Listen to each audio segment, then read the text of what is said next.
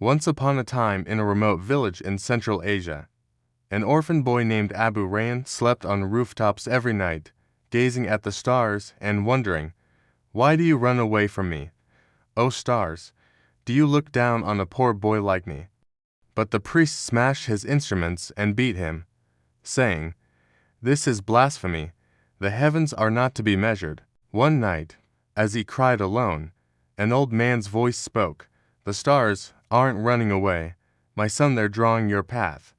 Follow them." These words became the spark that changed his life forever.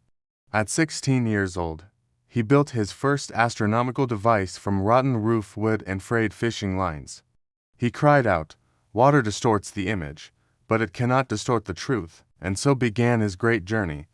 In a moment of despair, he sat by the river bank weeping until he saw the moon's reflection in the water, and asked, "Why measure the world when you're locked in here?" He replied, "Because true freedom is here, my child," pointing to his head, "and the more one understands the universe, the larger one's prisons become. They are an orphan's tears turned into letters." Then he closed his eyes forever.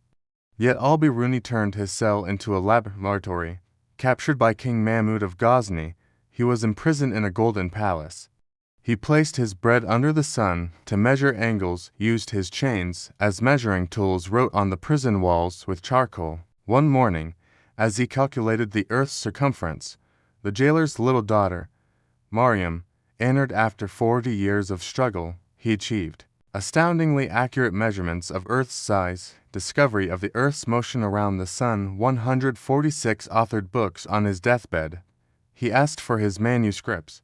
Clutching them, he whispered, "These are not books. But the story didn't end there. Discoveries were credited to Western scholars. His manuscripts were stolen and sold as even his grave was lost to time. The human heart of the story, his bond with the jailer's daughter, his struggles with orphanhood and poverty, his clashes with religious and political authority, his sacrifice of marriage and normal life for knowledge. The moral: the greatest discoveries are not born in palaces but in the hearts of the broken." For Storyana's audience, which discovery do you think was stolen from Islamic civilization? If Al-Biruni were alive today, what would you ask him? Remember, some of the greatest minds lived and died unknown. Be the one who remembers them.